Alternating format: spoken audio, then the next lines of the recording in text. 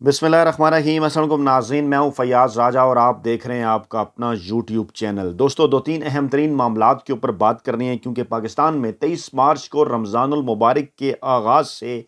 2 दिन पहले ये जो 48 घंटे हैं इंतहाई अहम हैं। और इस पर बात करने से पहले सबसे पहले वीडियो में सदीक जान की जो गैर आइनी गैर कानूनी गिरफ्तारी फाशिस्ट हुकूमत की जानिब से की गई उसकी पुरजोर मजम्मत करते हैं। और ये हुकूमत, हैंडलर्स और माफिया रोज़ाना की बुनियाद पर नंगे हो रहे हैं। और इससे भला बढ़कर बात क्या हो सकती है कि जब पाकिस्तान के अंदर आज़ादी इजहार राय के ऊपर इस किस्म की पाबंदियां लगाना शुरू कर दी जाएं, जैसा कि माजी में इसकी किसी किस्म की कोई मिसाल नहीं मिलती कि घरों से और दफ्तरों से सहाफ़ियों को उठाया जाना शुरू कर दिया जाए, तो फिर पाकिस्तान की 75 साल सियासी तारीख में इससे ज़्यादा फाशिस्ट दौरे हुकूमत नहीं आया। और ना ही गुज़रे 22-23 बरसों में जो मेरी सहाफ़त है उसमें मैंने इस किस्म का कोई दौर देखा। लेकिन मैं आपको यह बात कहूँ कि घबराना नहीं है आपने। और मामला कुछ यूं है कि चिराग बुझने से पहले ज़ोर से आखिरी मर्तबा टिमटमाया करता है और ये उसके आखिरी मर्तबा टिमटमाने ही के आसार हैं। दो तीन अहम मामलात हैं, वो मैं आपके सामने रखता हूं ताकि ये सारा मामला समझने में आसानी हो। पहला मामला है जनाब, पीडीएम माफिया और हैंडर्स का एक अहम तरीन इजलास हुआ वज़ीर-ए-आज़म हाउस के अंदर। तमाम तर सियासी माफिया ने इसके अंदर शिरकत की और इत्तलात ये भी हैं कि इस इजलास के अंदर मुख्तलिफ औकात के ऊपर हैंडलर्स भी शामिल हुए और उनकी भी मुशावरत जो है वो ली गई। और उसके बाद एक एलामिया जारी किया गया जो कि सरीहन टोटली मुकम्मल तौर पर पाकिस्तान तहरीक इंसाफ के ख़िलाफ़ था, और जिससे ये नज़र आ रहा है कि हुकूमत पाकिस्तान तहरीक इंसाफ के ख़िलाफ़ उसको कलअदम जमात करार देने के हवाले से कानूनी कार्रवाई करने का इरादा रखती है। लेकिन उससे पहले 22 मार्च को जो इजलास तलब किया गया मुश्तरका इजलास पार्लियामेंट का, उसके अंदर इनकी ये कोशिश होगी कि पाकिस्तान तहरीक इंसाफ के ख़िलाफ़ एक करारदाद पास कराई जाए और उसके ऊपर पाबंदी लगाने के हवाले से भी करारदाद उसी इजलास के अंदर पेश की जाए, उसकी मंजूरी ली जाए। लेकिन सवाल ये पैदा होता है, इसकी तफसीलात में जाने से पहले सवाल ये पैदा होता है कि एक ऐसी कौमी असम्बली जिसमें तकरीबन 55-60% से ज़ायद अरकान मौजूद नहीं, जो कि पाकिस्तान तहरीक इंसाफ के टिकट पर जिनका इंतखाब अमल में आया, चाहे अब बैठे भी हुए हैं असम्बलियों के अंदर, वो एक ऐसी असम्बली की क्या हैसियत या क्या औकात हो सकती है कि वो पाकिस्तान की सबसे मकबूल तरीन सियासी जमात और पाकिस्तान के सबसे मकबूल तरीन सियासी रहनुमा के ख़िलाफ़ किसी किस्म की कोई करारदाद पास करें या उसके ऊपर पाबंदी लगाने के हवाले से भी कोई बात करें। मज़ीद क्या हुआ आपको आगे चलकर बताता हूँ। दूसरा है मामला है इमरान खान की जानिब से chief justice of Pakistan justice Umar Ata Bandial को ख़त। और ये ख़त बड़ा इंपॉर्टेंट। इससे पहले एक दिन पहले पाकिस्तान तहरीक इंसाफ के रहनुमा असद कैसर और असद उमर ये कोशिश करते रहे कि यह ख़त किसी तरह चीफ जस्टिस ऑफ पाकिस्तान तक पहुँचाया जाए, लेकिन मालूम ये पड़ा कि पहले तो वहाँ तक पहुँच ही नहीं पाए। सुप्रीम कोर्ट के चीफ जस्टिस के घर जाना चाहते थे, उनकी रहायशगाह नहीं पहुंच पाए, नहीं जाने दिया गया। फिर सुप्रीम कोर्ट पहुंचे तो पता चला जनाब के चीफ जस्टिस जो हैं वो कोयटा रजिस्ट्री गए हुए हैं। आज खैर उसका सबूत भी आ गया, कोयटा से उनके खिताब टीवी चैनल्स मीडिया ने रिपोर्ट किया। लेकिन बहरहाल अब ये ख़त मीडिया की जीनत बन चुका है। इस ख़त के अंदर भी इंतहाई अहम तरीन नुकात हैं जो आपके सामने रखने जा रहा हूँ। और फिर तीसरा अहम तरीन मामला, साबिक army chief general Qamar Javed Bajwa के कुछ एतराफ़ात। एक सहाफ़ी का ये दावा है, इस्लामाबाद के एक सहाफ़ी का, कि उनको इंटरव्यू देते हुए जनरल बाजवा ने ये कुछ बातें की हैं उनके साथ। उसके ऊपर भी कुछ सवालात हैं, वो भी आपके सामने रखते हैं। मामला शुरू कर लेते हैं। सबसे पहले वफाकी हुकूमत ने ऐलान किया जनाब के मुल्क में अफरा तफरी फैलाने वालों के ख़िलाफ़ हम सख्ती से निपटेंगे। और कहा तहरीक इंसाफ को ही टारगेट किया, इल्ज़ाम लगाया कि ये जो है वो कलदम तंजीमों के साथ इनके ताल्लुकात हैं, अस्कृत पसंदों का जत्था जो है वो इनके साथ है। और तकरीबन 6 से 8 घंटे तक ये इजलास, ज़राए का दावा है 6 से 8 घंटे तक ये इजलास जो है वो जारी रहा। हमारे ज़राए का ये दावा है, इससे पहले भी हम आपको ये बात बता चुके कि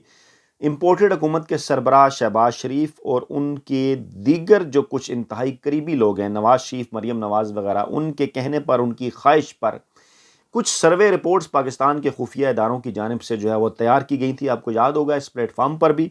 और मैंने अपने ट्विटर अकाउंट पर भी उसकी तफसीलात आपके सामने रखी थी, मैंने शेयर की थी। आपके दोबारा गोश गुजार करना इसलिए ज़रूरी है कि आज फिर इस इजलास के अंदर उन मामलात के ऊपर भी बात आई और एक मरतबा फिर ذرائع کا یہ دعویٰ ہے کہ ہینڈلرز کی جانب سے بھی یہ انہیں کہا گیا، کل بھی میں نے اس کے اوپر ٹویٹ کیا تھا کہ مافیا کو یہ کہا گیا کہ آپ عمران خان کے مقابلے میں مکمل طور پر ناکام ہو چکے ہیں، آپ کی سیاسی مقبولیت نہ ہونے کے مترادف ہے، آپ سب مل کر ان کے خلاف الیکشن لڑیں، یا پھر دوسرا حل یہ ہے کہ کسی نہ کسی طریقے سے عمران خان کو الیکشن میں حصہ لینے سے روکا جائے۔ طریقہ کیا تھا؟ طریقہ یہ تھا کہ نااہل کر دیا جائے، نہیں کر سکے، کوئی آئینی قانونی گنجائش موجود نہیں، راستے سے نہ جو ہے وہ انہیں گرفتار کر کے جیل میں ڈالا جائے، اس میں کامیابی نہیں ہو سکی، راستے سے ہٹا دیا جائے۔ لیکن عمران خان اتنی مرتبہ تمام تر یہ سازش عوام کے سامنے رکھ چکے ہیں کہ اب اس کے اوپر عمل درآمد کرنا کسی حد تک مشکل، اگر ناممکن نہ بھی کہیں تو مشکل ضرور ہو چکا ہے۔ اب ایسی صورتحال کے اندر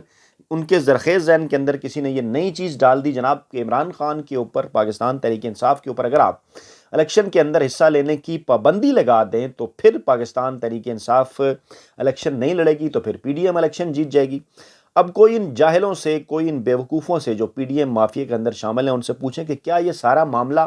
اتنا ہی آسان ہے کہ بغیر کوئی آئینی قانونی کارروائی کرتے ہوئے آپ پاکستان تحریک انصاف کے اوپر پابندی لگا سکتے ہیں؟ میرا نہیں خیال، کیونکہ تمام تر جو معاملات ہیں وہ بالآخر اعلیٰ عدلیہ کی طرف جائیں گے، اور اعلیٰ عدلیہ پاکستان کی تاریخ کے اس نازک ترین موڑ پر اس قسم کا کوئی فیصلہ کر کے جو کہ پاکستانی عوام کی آنکھوں میں دھول جھونکنے، پاکستان میں جمہوریت، عوام، آئین اور قانون کے خلاف ہو، ایسا کوئی رسک نہیں لے سکتی کہ ہمیشہ کے لیے اس وقت سپریم کورٹ کے اندر جو جج صاحبان موجود ہیں ان کی اولادوں کو ہمیشہ کے لیے تاریخ کے سامنے وہ جاتے جاتے اپنی اولادوں کو جواب دہ بنا جائیں، اور اس وقت تک جب تک پاکستان ہے انشاءاللہ تعالیٰ تا قیامت ان سے یہ سوال پوچھا جاتا رہے کہ کیوں پاکستان کی مقبول ترین سیاسی جماعت اور پاکستان کی مقبول ترین رہنما عمران خان اور تحریک انصاف پر کیوں کر کیسے کالعدم انہیں قرار دے کر آپ نے پابندی لگائی۔ اس لیے میرا نہیں خیال کہ ان کے زرخیز ذہن میں اس آئیڈیا کے پیچھے کیا ہے۔ آئیڈیا کی وجہ میں نے جیسا کہ آپ کو بتایا کہ رپورٹس تیار کی گئی تھیں، آج پھر دوبارہ ان کے اوپر بات ہوئی۔ پاکستان تحریک انصاف صاف اور شفاف الیکشن کے نتیجے میں جناب پنجاب کے اندر 297 میں سے 222 نشستوں پر اس وقت اکثریت حاصل کیے ہوئے ہے، برتری حاصل کیا ہے، اس وقت برتری ہے 222 نشستوں پر۔ الیکشن ہوتے ہیں کل، تو رزلٹ شام تک یہ آئے گا کہ پاکستان تحریک انصاف نے 222 نشستیں جیت لی ہیں۔ اسی طرح سے کے پی کے حوالے سے میں نے آپ کو بتایا تھا کہ 115 میں سے تقریباً 90 نشستیں ایسی ہیں جہاں پر پاکستان تحریک انصاف آگے ہے، جیتنے کی پوزیشن میں ہے، اور قومی اسمبلی کے اندر بھی ان نشستوں کی تعداد 200 سے زائد ہے۔ 266 حلقوں میں سے 200 سے زائد ہے ان کی تعداد جہاں پر جناب پاکستان تحریک انصاف اکثریت لیے ہوئے ہے، اکثریت حاصل کیے ہوئے ہے۔ اب ایسی صورتحال کے اندر یہی ان کے پاس ہے ایک راستہ کہ کسی نہ کسی طریقے سے جناب عمران خان کو الیکشن لڑنے سے روکا جائے، چاہے پاکستان تحریک انصاف کو کالعدم قرار دیا جائے، چاہے کوئی اور راستہ نکالا جائے، لیکن عمران خان سے ان کا جو مقابلہ ہے وہ نہ ہو۔ اب اس سارے معاملے کا مقصد جناب صرف اور صرف یہ ہے، اور اسی مقصد کے اوپر عمل کرنے کے لیے یہ جو ساری کارروائی ہے یہ شروع کرنے کا ارادہ ظاہر کیا گیا، اور 22 مارچ پاکستان کی سیاسی، آئینی، قانونی تاریخ میں ایک اہم ترین دن جو ہے وہ ثابت ہونے جا رہا ہے۔ اگر اس دن پاکستان کی اس لولی لنگڑی پارلیمنٹ نے یا جوائنٹ سیشن کے اندر اس قسم کی کوئی قرارداد منظور کروانے کی اگر کوشش کی گئی، یا اگر کوئی قرارداد منظور کرائی گئی تو پاکستان میں ہمیشہ کے لیے سیاست، جمہوریت، آئین اور قانون کو دفن کر دیا جائے گا۔ یہ انتہائی ایک بہت الارمنگ سچویشن ہے۔ اب دیکھتے ہیں پاکستان تحریک انصاف جو کہ سینٹ میں جو ہے اچھے نمبرز ان کے موجود ہیں، وہ کس طرح سے اس صورتحال کا مقابلہ کرتی ہے۔ اسی صورتحال کے اندر عمران خان کا خط چیف جسٹس آف پاکستان کو، جس میں انہوں نے واضح کیا جناب کہ میرے قتل کی سازش ہوئی، بربیت ہو رہی ہے، ریاستی دہشت گردی ہے، جامعہ تحقیقات آپ کریں، 90 سے زائد مقدمات ہیں، ویڈیو لنک کے ذریعے پیش ہونے کی آپ سے درخواست کر رہا ہوں۔ حکومت میری سلامتی کے حوالے سے مکمل غیر سنجیدہ ہے، سیکیورٹی کی فراہمی سے مسلسل گریزاں ہیں۔ وزیر آباد میں مہلک حملہ مجھ پہ ہو چکا، کس طرح سے میں اس میں بچا آپ کے سامنے ہے۔ جو مجھ پر قاتلانہ حملہ کرنے والا تھا اس کو کیا سہولتیں دی جا رہی ہیں، میرے ساتھ کیا کیا جا رہا ہے، میرے موقف کی حساسیت اور سنجیدگی کو سمجھا جائے، اور عدالتی کمپلیکس میں میری حاضری کے موقع پر تمام راستوں کو کنٹینر لگا کر جس طرح سے بلاک کیا گیا، جس طرح سے میری عدم پیشی کے حالات پیدا کرنے کی کوشش کی گئی، وہ آپ کے سامنے ہے تاکہ لوگوں کو اشتعال آئے۔ پولیس اور رینجرز نے کارکنان اور قائدین پر آنسو گیس اور لاٹھیوں کا بے دریغ استعمال کیا، 69 لوگوں کے اوپر پولیس نے لاٹھی چارج کیا، وہ سب کچھ آپ کے سامنے ہے۔ پولیس کی وحشت اور سنگ باری کی ویڈیوز موجود ہیں۔ عدالت کے راستے میں پولیس نے میرے ساتھ چلنے والے شہریوں کو بلا اشتعال تشدد کا نشانہ بنایا، اور مجھے راستے میں یہ احساس ہو گیا کہ یہ میری گرفتاری نہیں بلکہ قتل کا مقصد تھا۔ ہمارے وکلا کو مار پیٹ کر باہر نکالا گیا، پھر بھی اس کے باوجود کم و بیش 20 نامعلوم افراد کمپلیکس کے اندر موجود رہے۔ ان لوگوں نے نہ وردیاں پہن رکھی تھی، نہ ان کی کسی قسم کی کوئی شناخت ظاہر کی گئی تھی، مگر رب العزت نے میری حفاظت کی۔ اور اس کے اوپر انہوں نے کہا کہ ہائی کورٹ کے حکم کی عدم عدولی کرتے ہوئے لاہور میں زمان پارک میری رہائش گاہ پر دھاوا بولا گیا، جہاں چند گھریلو ملازمین کے ہمراہ میری اہلیہ اکیلی تھیں۔ انہوں نے لکھا کہ میری اہلیہ مکمل طور پر گھر کی چار دیواری تک محدود اور غیر سیاسی خاتون ہے۔ میری رہائش گاہ کا مرکزی دروازہ توڑنا، پولیس کا میرے گھر پر دھاوا بولنا، توڑنا چار دیواری کے تقدس کے اسلامی اصولوں کی خلاف ورزی ہے۔ میری زندگی کو جناب خطرات لاحق ہیں، اور اس حملے کی روشنی میں رہائش گاہ پر جو حملہ کیا گیا، واقعات کی جامع تحقیقات کا اہتمام کیا جائے کہ میں پاکستان کا سابق وزیر اعظم ہوں، پاکستان کی سب سے بڑی سیاسی جماعت کا سربراہ ہوں، اور کسی بڑی سیاسی جماعت کے قائد سے تو درکنار ایسا سلوک کبھی کسی سے بھی نہیں ہوا۔ اس پر آپ نوٹس لیں۔ یہ اب بال سپریم کورٹ آف پاکستان کے چیف جسٹس کے کورٹ میں ہے کہ وہ اس معاملے کے اوپر کیا اقدامات جو ہیں وہ اٹھاتے ہیں۔ اچھا، اب جناب اسلام آباد کے صحافی نے یہ دعویٰ کیا کہ انہوں نے جنرل قمر جاوید باجوہ سے ایک تیسرے شخص کے ہاں ان کی ملاقات ہوئی، اور ملاقات پھر انٹرویو میں تبدیل ہوئی، اور وہاں پر ان کے بقول جنرل باجوہ نے کہا کہ حامد میر اور طلعت حسین میرے خلاف ہیں، حامد میر بہت جھوٹے ہیں۔ حامد میر نے نسیم زہرا کے حوالے سے جو بات کی کہ اس نے مجھے NDU میں شٹ اپ کال دی، یہ جھوٹ ہے۔ وہ خاتون ہے، مجھے کیوں شٹ اپ کال دے سکتی ہیں؟ پاکستان میں 3 شخص عمران خان، شیخ رشید اور حامد میر سب سے بڑے جھوٹے ہیں۔ طلعت حسین کو لگتا ہے کہ میں نے اسے نوکری سے نکلوایا، میں نے نہیں، طلعت حسین کو جنرل فیض نے نکلوایا۔ اچھا، اب یہ تمام تر الزامات جو کہ عمران خان کے اوپر لگائے جا رہے تھے، اب تمام تر چیزیں کھل کر آپ کے سامنے آ رہی ہیں۔ اب اس کی صحت کے اوپر ہم بات نہیں کرتے، اگر یہ کوئی پروپیگنڈا ہے، اگر وہ تو اس میں بھی مکمل طور پر ناکامی اس لیے ہوئی کہ عمران خان بھی اپنے دور حکومت میں یہ بات کہہ چکے کہ جناب ان کی اس قسم کے کسی معاملے کے اندر ان کا کوئی جو ہے وہ ہاتھ نہیں تھا۔ اور آج اگر PDM کو اس بات کا اندازہ ہے کہ یہ تمام کام کون کر رہا ہے، چیئرمین پیمرا کہتے ہیں ہم نے تو پابندی لگائی نہیں، پھر بھی ٹی وی چینل پابندی لگا رہے ہیں، تو آخرکار کون ہے ان تمام تر چیزوں کے پیچھے؟ اب یہ جو انکشافات بقول انصافی کے جنرل باجوہ نے کیے، اور پھر انہوں نے آگے چل کر یہ بھی کہا، شیخ رشید نے تو خیر تردید کر دی، انہوں نے کہا کہ میرے متعلق یہ الزام لگایا گیا کہ میں نے جنرل باجوہ کو جا کے کہا کہ عمران خان سے حکومت نہیں چل رہے تو آپ کچھ مدد کریں، تو شیخ رشید نے کہا کہ میں نے تو کسی قسم کی کوئی ملاقات کی ہی نہیں ہے،